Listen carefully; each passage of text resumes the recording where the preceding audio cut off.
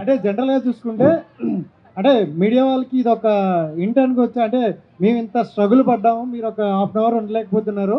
So మేము ఇంత చేసాము, అట్లాంటి ఉద్దేశాలు ఏం లేవు, అట్లాంటి ఉద్దేశాలు ఏం లేవు. ఇప్పుడు గ్యాంగ్స్ ఆఫ్ గోదావరి అని చెప్పి ఇప్పుడు ఎండలలో కూర్చోబెడతా అనుకురా నెక్స్ట్ తీసుకుపోయి. ఇక్కడ అందరూ చూసుకుంటే జర్కీలు వేసుకున్నారు, బట్ ఒక 3 మెంబర్స్ అయితే వేసుకోలేదు. మీలో అంత వేడి ఉందా? ఆ? మీలో అంత వేడి ఉందా అని అడుగుతున్నారు వాళ్ళు. దీని మీద బయట వేడి, మీలో వేడి. అర్థమైంది కదా. విశ్వక్ గారు, యాక్చువల్గా మీరు ఏం మాట్లాడినా కూడా మీ మాటల్లో ఫైర్ ఉంటుంది, అందుకని నేను ఇక్కడ పెట్టారు. చల్లగా ఉంటుంది, కొంచెం వీళ్ళకి వేడి తగల. అదే ఆయన అడిగింది కదా సార్. అదే కాదు, ఆల్రెడీ వడదెబ్బ తగులుతుంది కదా మీరు మాట్లాడితే మామూలుగా రిపోర్టర్లు కానీ ఎవరికైనా కూడా.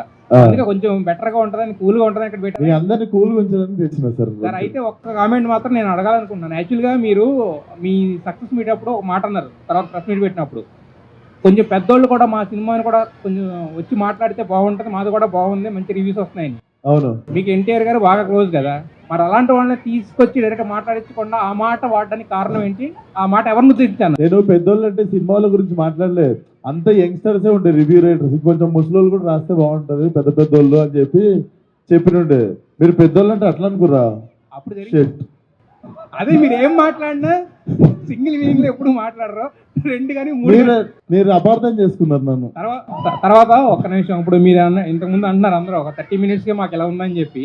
మీరు హిమాలయాస్ లో షూట్ చేసి అంత కష్టపడి ఒక సినిమాని రిలీజ్ చేసినప్పుడు మీకు వచ్చిన రీచ్ అనేది మీరు అంటే మీ పడిన కష్టానికి అది సాటిస్ఫై అయ్యారా మీరు ఆ రీచ్ తోటి?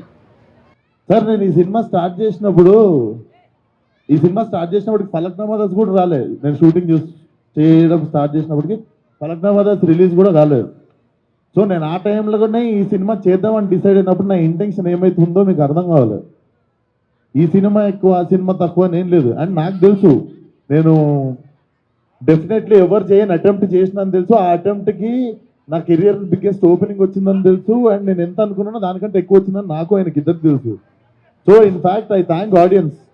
మేము ఇంకా గొప్ప సినిమా తీసిర్రు అని నాకు ఆయనకు మంచిగా అవార్డులు ఇచ్చి ఏదో మంచి పొగడతలు ఇచ్చి కలెక్షన్లు రావు. యూజువల్లీ అదే జరుగుతుంది మనం కొన్ని సినిమాలు చూసినప్పుడు, అదే జరుగుద్దేమో అని భయపడ్డాం. సో అది మాత్రం జరగలేదు. And we're already successful. మేము ఆ మాత్రం ఉంటే చాలు అనుకున్న టైంలో దీన్ని కెరియర్లోనే బిగ్గెస్ట్ ఓపెనింగ్ ఇచ్చారు ఆడియన్స్.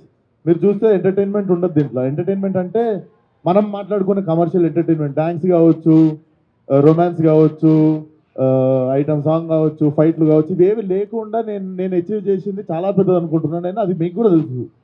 ఎన్టీఆర్ గారు ఈ సినిమా చూసారా? గామి చూసారా? ఎన్టీఆర్ ఇంకా చూడలేదు. Hi, this is Dimple Hayati. Please subscribe to India Glitz Telugu. Hi, నేను మీ రవివర్మ. సబ్స్క్రైబ్ చేయండి India Glitz Telugu. Hi, this is Aadi Sai Kumar. Subscribe to India Glitz Telugu. Hi, this is Srinivas Vadlamani, Telugu character artist. Please subscribe India Glitz Telugu.